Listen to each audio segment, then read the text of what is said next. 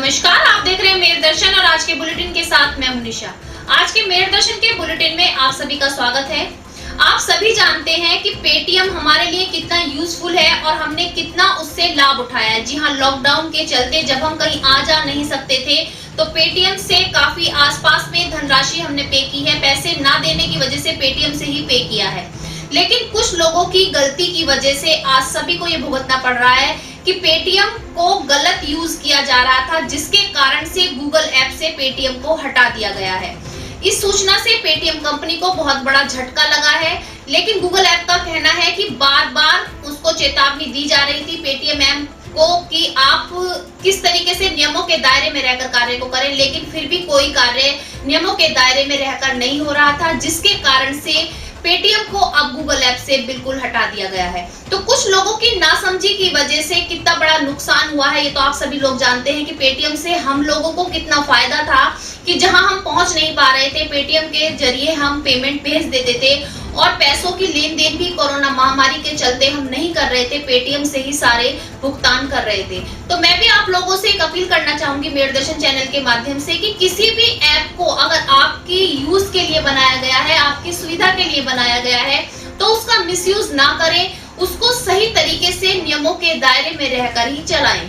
आज के समाचारों के प्रायोजक हैं खेमचंद पहलवान, पूर्व सदस्य Uttar Pradesh Congress committee, Arvind Kumar Gupta, Marwari Bhoj, metro plaza, Delhi road, Meerut, doctor Beena Rani Agarwal, समाज सेविका, और सह प्रायोजक हैं बीजेएस पब्लिक स्कूल, पंचगांव, गढ़ रोड, मेरठ, माधुरी डांस एकेडमी, पल्लवपुरम, मेरठ। अब नजर डालते हैं दिन भर की तमाम हेडलाइंस पर, जिसके प्रायोजक है zoom digital movie world. Corona का बढ़ता आंकड़ा जितनी तेजी से बढ़ रहा है, कभी घट रहा है, आंकड़ों का अनुमान लगाना बहुत मुश्किल हो रहा है। उसी को देखते हुए आज देखते हैं कि आज की कोरोना अपडेट क्या है, कितने पॉजिटिव मरीज आए हैं, कितने पॉजिटिव मरीज नए हैं और कितने पुराने मरीजों से जुड़े हुए हैं। जानी थाना क्षेत्र में जहरीली शराब से हुई मौत, परिवारजनों के साथ सपा कार्यकर्ता ने जानी पुलिस पर लगाए गंभीर आरोप। जागृति बिहार सेक्टर 7 रात अंधेरे में पानी की टंकी पर चढ़े 3 संदिग्ध, मचा हड़कंप, मौके पर पहुंची पुलिस। जल निगम की टीम पूरी रात देती रही पहरा, फिर भी नहीं उतरे तीनों संदिग्ध। शुक्रवार को भारतीय जनता पार्टी मेरठ महानगर द्वारा सेवा सप्ताह कार्यक्रम के अंतर्गत स्वच्छता एवं प्लास्टिक मुक्त भारत संकल्प का अभियान चलाया गया, जिसमें जागृति बिहार मंडल में लोगों को प्लास्टिक यूज न करने के प्रति किया गया जागरूक। योग संस्था व देवाशीष योग केंद्र द्वारा आज गरीब लोगों व गरीब बच्चों को अन्न, वस्त्र, फल आदि वितरित किए गए, जिसकी यात्रा बेगमपुल साईं मंदिर से शुरू होकर लालकुर्ती, कमिश्नर चौराहा, मवाना स्टैंड होते हुए बेगमपुल पर ही हुई समाप्त। श्रीमान अक्रूर प्रभु जी की उपस्थिति में सोशल डिस्टेंसिंग व नियमों का पालन करते हुए इस्कॉन संस्था शास्त्री नगर द्वारा पूरे विश्व की महामारी से सुरक्षा व शांति की प्रार्थना के लिए 17 सितंबर से 23 सितंबर तक मनाया जाएगा वैश्विक हरिनाम सप्ताह। इस्कॉन संस्था दिल्ली रोड द्वारा आज विश्व की सुरक्षा व कल्याण की कामना को लेकर दिल्ली रोड स्थित सुशांत सिटी में हरिनाम जाप कीर्तन का किया गया आयोजन, जिसमें सभी भक्तों ने बढ़ चढ़कर लिया भाग। आईपीएल की तर्ज पर first all India train JMS cricket tournament 24 सितंबर जेएमएस वर्ल्ड स्कूल हापुड़ में कराए जाएंगे, जिसे लेकर आज प्रेस वार्ता का किया गया आयोजन।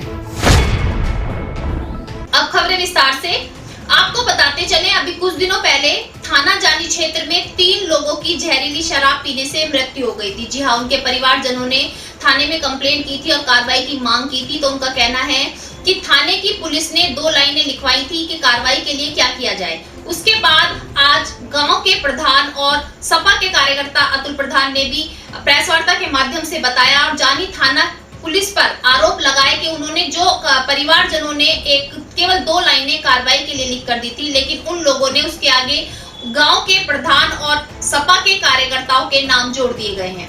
ये इसके खिलाफ आज एक प्रेस वार्ता का आयोजन किया गया, जिसमें परिवार पीड़ितों ने बताया कि पूरा मामला क्या था। केवल उन्होंने 2 लाइनें लिख कर दी थी और कार्रवाई की मांग की थी, लेकिन पुलिस कर्मियों ने उस लाइनों के आगे अपनी मर्जी से गांव के प्रधान और अतुल प्रधान का नाम जोड़ दिया था, जिसको लेकर उन्होंने आज मांग की है कि निष्पक्ष कार्य किया जाए और पुलिस के द्वारा निष्पक्ष कार्रवाई की जाए। साथ साथ जो पीड़ित परिवार है उनकी आर्थिक स्थिति बहुत खराब है, जिसके लिए उनको 10-10 लाख रुपए का मुआवजा भी दिया जाए। ये जो शराब कांड हुआ, मेरठ में जहरीली शराब से लोगों की मौतें हुई हैं। मेरठ की तरफ 3 मौतें हुई हैं और मेरठ से दूसरे जनपद में 7 मौतें हुई हैं अभी कुछ दिन पहले ही। उसी के लिए हम सब लोग इकट्ठा हुए इन पीड़ित परिवारों के साथ लड़ाई लड़ रहे हैं। हमारा कहना ये था कि जो जहरीली शराब से मौतों का आंकड़ा है वो पहले भी, चाहे बाराबंकी हो, चाहे बहराइच हो, चाहे संभल हो, चाहे हापुड़ हो, चाहे पिछले साल सहारनपुर में घटनाएं हुई हो, उसमें भी लगभग 125 से ज़्यादा लोग मौत के मुंह में चले गए। उत्तराखंड में भी लोग मरे जहरीली शराब से। उसी कड़ी में हमारे मेरठ में अभी 1-1.5 महीने पहले 3 लोग मेरठ के रोहटा थाने के डूंगर गांव में भी एक्सपायर हुए, उनकी भी जहरीली शराब से मौत हुई। लेकिन प्रशासन उसको मिनिमाइज करने के लिए और अपने तरीके से गरीब गुरबा लोगों को दबाने के लिए हर तरह का कुचक्र रच रहा है। अभी आपने देखा होगा कि पहले दिन जब ये बात हुई, सारी मीडिया में आया, सब लोगों को जानकारी हुई कि भाई जहरीली शराब से मौत हुई है, मौत का कारण जहरीली शराब है। लेकिन अधिकारी लोगों ने स्वीकार नहीं किया, बल्कि ये बोल दिया कि ये ओवरडोज से मौत है, ये ज़्यादा शराब पी ली उसके कारण मौत है। लेकिन अचानक से एक ही दिन में 10 मौतें हो जाना, ये अपने आप में गंभीर प्रश्न उठाता है उनके उस सवाल पर, उनके उस बयान पर। हमारा ये कहना था कि भाई इन पीड़ित परिवारों को 10-10 लाख का मुआवजा मिले और पीड़ित जो परिवार हैं उनकी एफआईआर दर्ज हो। लेकिन यहाँ मेरठ के प्रशासन ने, खास तौर से मेरठ के कप्तान और यहाँ के स्टेशन अफसर ने, सब लोगों की मिलीभगत से हम लोग वहाँ पर पहुँचे, लोग इकट्ठा हुए। इकट्ठा होने के बाद में पंचायत हुई। पंचायत में तय हुआ कि भाई आने वाले समय पर इसकी लड़ाई लगातार जारी रहेगी। जहाँ तक कि समाजवादी पार्टी का विषय है, पहले दिन से ही इस विषय को लगातार समाजवादी पार्टी और समाजवादी पार्टी के लोग उठा रहे हैं। वहाँ के क्षेत्रीय जिला पंचायत सदस्य हों, चाहे गांव के लोग हों, चाहे पीड़ित परिवारों के लोग हों, सभी की सहमति से चल रहा था, शांतिपूर्वक चल रहा था। कोई जाम नहीं लगा, कोई जुलूस नहीं निकाला गया, किसी के साथ अपशब्द नहीं बोले गए, किसी पर दबाव नहीं डाला गया।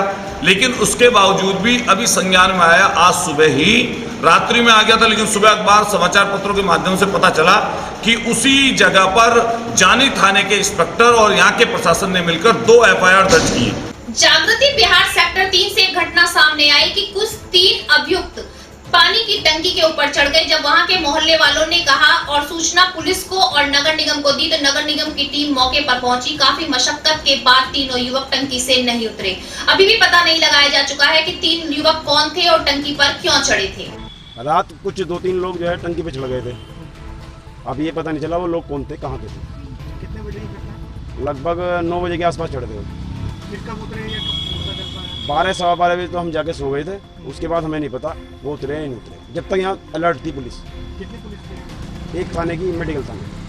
पानी पीने का पानी बंद कर रखा है? हाँ, वो जेई साहब आए थे, रोमी शर्मा ने बुलवाए थे, तो पानी की सप्लाई बंद कर दी थी। डायरेक्ट पानी आज घरों में बंद चल रही सप्लाई ना, रात में बंद करा दी थी। डायरेक्ट पानी की सप्लाई हुई आज सुबह। लॉकडाउन के समय में सभी संस्थाएं आगे आई और गरीब लोगों की सहायता अपने अपने तरीके से की। जी हाँ, सभी जानते हैं कि हर एक आगे आया, हर एक परिवार जो गरीब लोगों की सहायता कर सकता था, गरीब लोगों की सहायता अपने तरीके से की। लेकिन आज भी कुछ संस्थाएं ऐसी हैं जो गरीब परिवारों का ध्यान रखे हुए हैं और आज भी उनकी मदद कर रही हैं। जी हाँ, ऐसी ही संस्था याग संस्था और देव आशीष योग संस्थान द्वारा आज बेगमपुर साईं मंदिर से गरीब परिवारों को वस्त्र, अन्न और फल आदि वितरित करते हुए कमिश्नरी चौराया लालकुर्ती से होकर ये यात्रा बच्चा पार्क से होती हुई और बेगम पुल पर ही समाप्त की। तो आज भी संस्थाएं आगे आ रही हैं और गरीब परिवारों की मदद कर रही हैं। आप देख सकते हैं कि किस तरीके से आज गरीब परिवारों को जब वस्त्र, अन्न और फल दिए गए तो उनके चेहरे पर फिर से एक बार खुशी दौड़ उठी। ये सामान लोगों को वितरित कर रहे हैं। अतः आप सभी लोगों से कामना है, अपेक्षा है कि आप भी इससे प्रेरणा लेते हुए आगे इस तरीके के कार्य में हमारे सहभागी बने,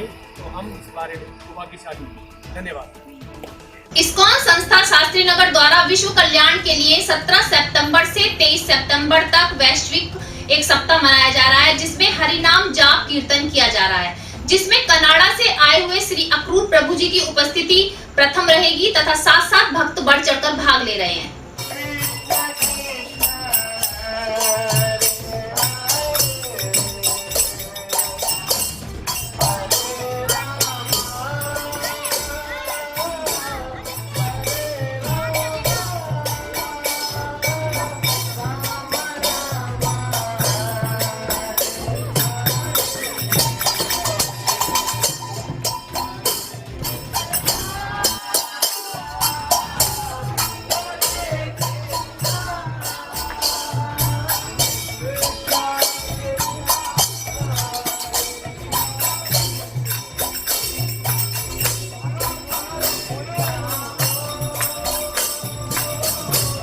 दिल्ली रोड स्थित कौन संस्था द्वारा आज सुशांत सिटी में हरिनाम जाप कीर्तन किया गया, जिसमें भक्तों ने बढ़ चढ़कर भाग लिया। साथ ही विश्व के कल्याण की अवैध सुरक्षा के लिए कामना भी की गई।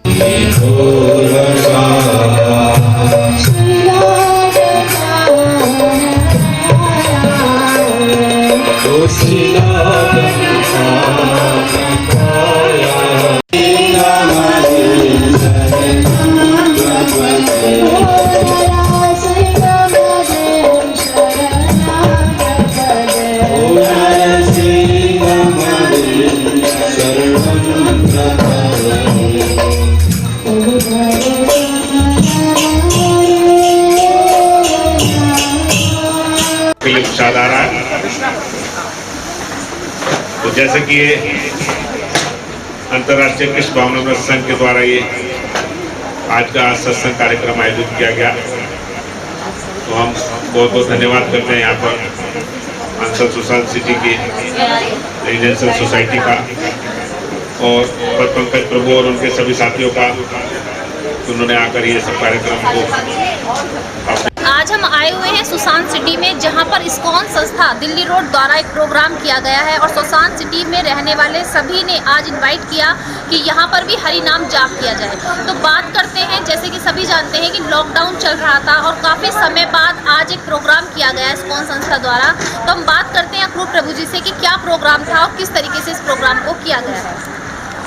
गुरु जी, सबसे पहले तो आप ये बताइए कि जैसे कि लॉकडाउन चल रहा था और उसके काफ़ी समय बाद आज ये प्रोग्राम कराया गया है, तो क्या प्रोग्राम है? ऐसा है कि यहाँ पे जो सुशांत सिटी के रेजिडेंट्स वेलफेयर सोसाइटी है, ये लोग ऑफिशियली हमें इस्कॉन को यहाँ पे सत्संग करने के लिए रेगुलरली इनवाइट कर रहे हैं कि हम यहाँ रेगुलरली आएँ और सत्संग करें। ये एक गेटेड कम्युनिटी है, हम यहाँ किसी के इनविटेशन से ही आ सकते हैं और यहाँ पूरी रेजिडेंट वेलफेयर एसोसिएशन हमें सब खुले दिल से इनवाइट कर रहे हैं। तो इसलिए हम आज यहाँ विशेष इनॉग्रल प्रोग्राम करने के लिए आए। आप भी जो हमारी मेरठ दर्शन चैनल देख रहे हैं जनता, उन सबको क्या कहना चाहेंगे, क्या संदेश देना चाहेंगे? एक्चुअली अगर आज का प्रोग्राम जो हमने सोचा हुआ था उस तरीके से होता तो यहाँ कम से कम 2,500-3 हज़ार लोग, जी जी, तो हमने उसको लिमिट करके करीब 40-50 की यहाँ गेस्ट की संख्या है जिनको इनवाइट किया गया था और लगभग उतने ही आए। तो हमारी सबसे प्रार्थना है कि सोशल डिस्टेंसिंग को मेंटेन करके रखें। कितना ही लॉकडाउन ख़त्म हो गया और क्या ओपन अप शुरू हो गया है, लेकिन फिर भी हम चाहते हैं कि सब लोग सोशल डिस्टेंसिंग फिर भी मेंटेन करके रखें, क्योंकि कोरोना फिर अभी भी बहुत तेज़ी से चल रहा है। देखिए, आपने देखा कि लॉकडाउन के बाद इस्कॉन संस्था दिल्ली रोड द्वारा एक प्रोग्राम किया गया, लेकिन उन्होंने नियमों के दायरे में रहकर सोशल डिस्टेंसिंग का पालन करते हुए, मास्क का यूज़ करते हुए इस कार्यक्रम को किया। तो आगे भी यही है कि प्रोग्राम तो होंगे लेकिन नियमों के दायरे में रहकर सारे प्रोग्राम किए जाएंगे। मैं कैमरामैन मनोज के साथ मेरठ दर्शन से निशा। आज के बुलेटिन में बस इतना ही। तेज और ताजा खबरें जानने के लिए देखते रहिए मेरठ दर्शन। यदि आप भी हमारे साथ जुड़ना चाहते हैं तो नीचे दिए गए नंबर पर संपर्क करें और सब्सक्राइब करें MD न्यूज़ मेरठ।